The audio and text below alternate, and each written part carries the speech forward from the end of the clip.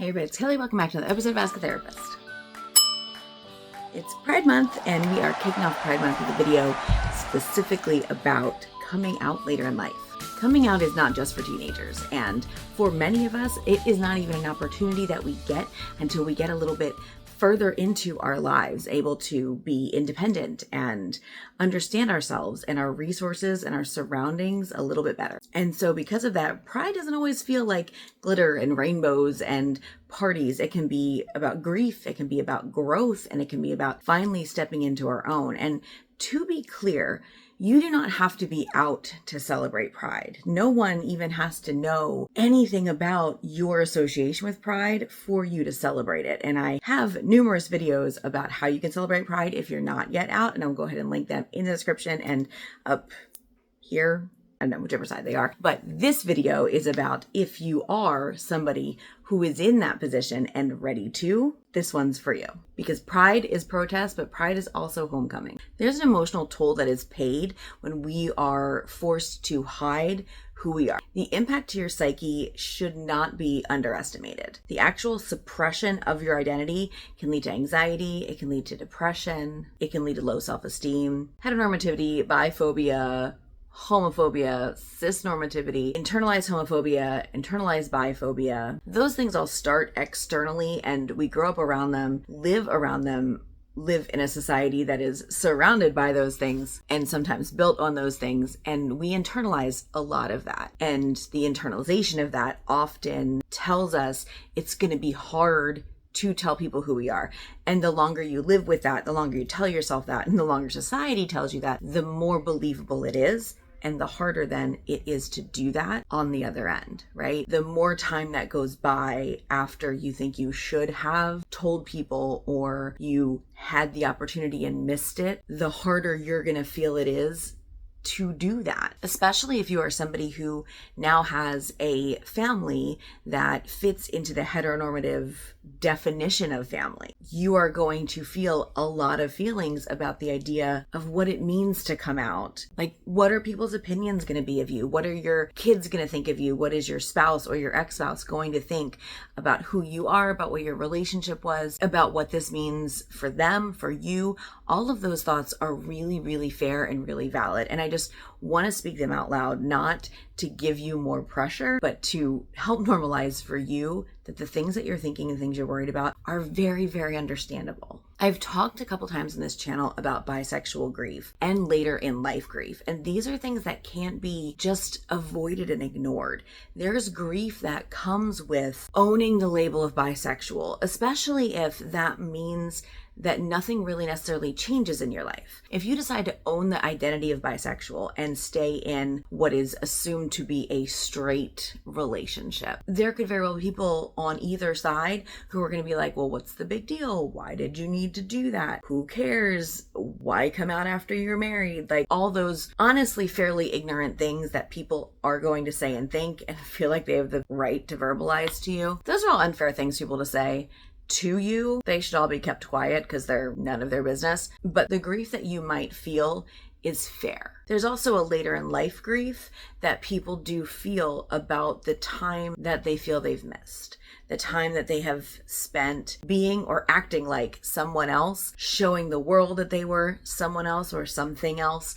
It is hard to reconcile the fact that you don't get that time back. And I will say this as many times as I need to for everyone in the world to hear it and to believe it. Your process is your process, and the timing that you used to get where you are is your own timing. And while it's great to have Pride or coming out day in October or a random Tuesday in December to decide to mark, to tell people who you are, you don't need a reason to come out. You don't need a reason to tell people about what is true for you. You just need to be ready in your own timing. In reality, the mourning and that time loss, that sadness, part of the reason people kind of focus on that time that they're not going to get back is because it's a little bit easier to focus on than the mourning of the reason for it. It's not easy to admit that we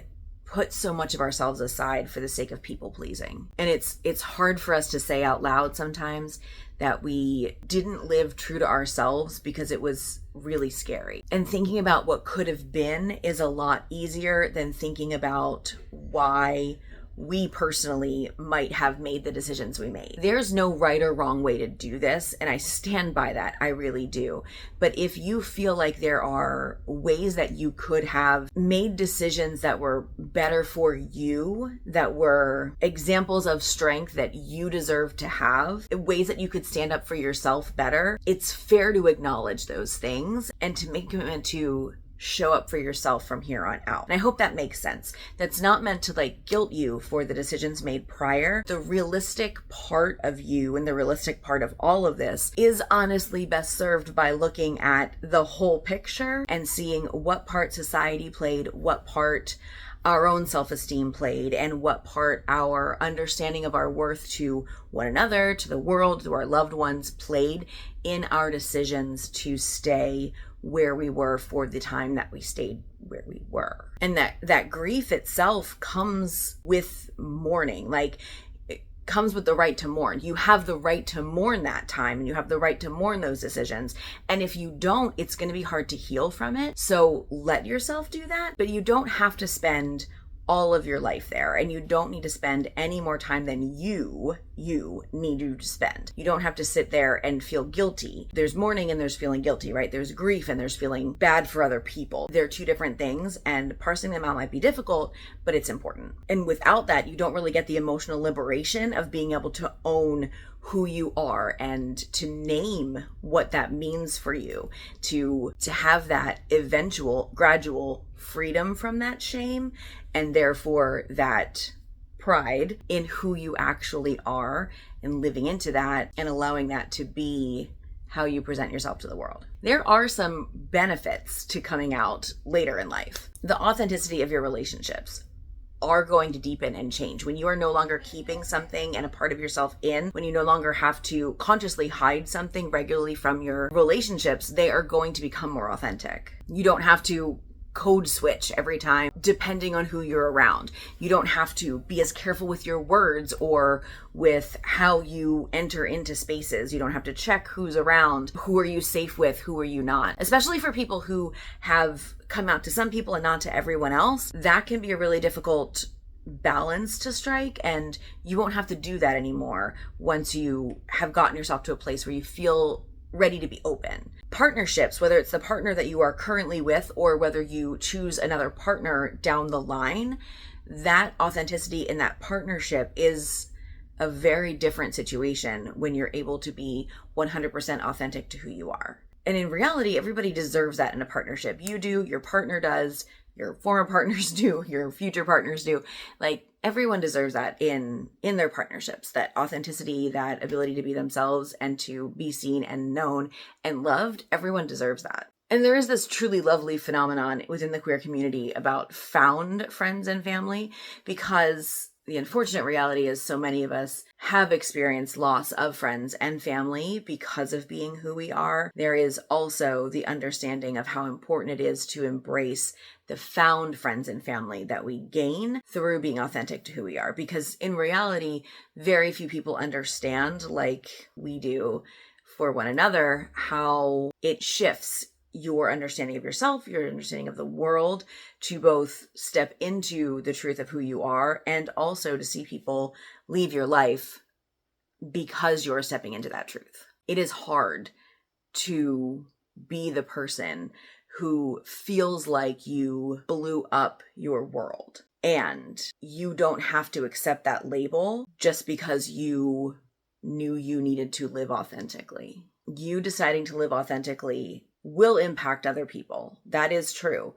But everything we do impacts other people. That's called living in community with other people. We're not independent from other people. That doesn't make you responsible to everyone else in the choices that you make. And there's a validation in being able to be around people who have gone through maybe not the same thing as you, but similar things to you, where they have had people either walk away from them or deepen their relationships with them, depending on who the person is and how that truth was revealed to them. There's also a plus, and this is in no way an obligation, but being able to then model that for others who are in situations like you used to be, that's an option for you.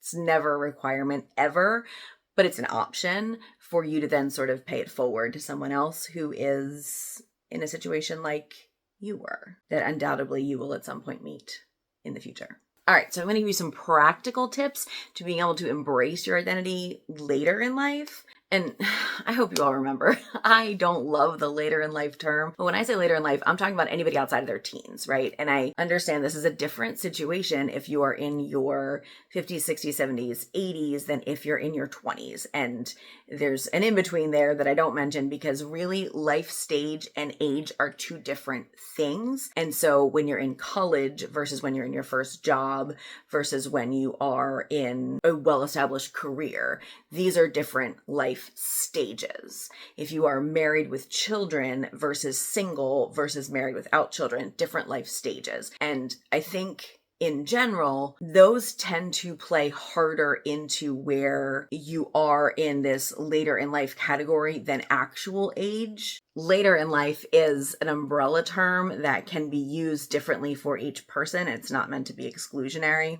Step one, start wherever you are. Where you are when you realize the truth about yourself, start there. It's okay. It's a great starting place because it's where you are. You don't need to have all the answers to begin. You can start with, I'm exploring or I'm beginning to understand. And you don't have to know for sure where you stand and what that means to you before you start telling people. For a lot of people, there is some genuine strength to be drawn from bringing people along on their journey from the beginning. And if you are a partnered person, whether that means your partner or not, that is for you to decide. There are a lot of things that go into that. I do have a video that sort of helps you to determine that, and I will link that also somewhere. I don't know which side it's on. This is flipped and I'm doing this from a front-facing camera. I don't know. There's a whole thing. It's on one of these two sides, but I will link that so you can check that out if you want to. There's a lot that goes into that. But I would encourage you to also like journal or use a voice memo on your phone, whether it's writing for you or drawing symbols in a book for you, something that gets the thoughts out of your head and into the world. So 3 prompts I would encourage you to use. Number 1, what parts of me have I hidden to stay safe? Number 2, what messages about queerness do I want to release? And number 3, when do I feel the most like me? Next, finding queer communities, whether that's in person or online, queer Discord servers, YouTube creators, Instagram accounts, support groups in your area. There's lots of different ways to do this, but finding support and people with lived experience in this area is pretty important. And I would encourage you, if it's accessible to you, to get therapy with a queer affirming or a queer therapist. Lots of therapists do call themselves queer affirming, and also it's really easy to check a box and say that you're queer affirming and not be. So it's okay for you to vet your therapist before you meet with them. Many therapists do offer 15-minute free consultations. Take them up on that. Get on the phone with them, get on video with them, check them out, ask them about their experience with queer clients, ask them a couple of introductory questions, find out a little bit more about them and their experience working with queer clients so that you are comfortable talking to them about your reality and what's happening for you. I'd also encourage you to set boundaries with non-supportive people. It's okay to not be ready to tell everybody. Like, you are never required to tell everybody, but it's okay to decide when you tell people and when you don't, especially if you're not sure if somebody's gonna be supportive. You get to decide that. You can start saying things, practice saying things like, I'm protecting my peace right now, or I'm not ready to talk about this yet, but when I am, I will let you know. You are allowed to put those boundaries up with people.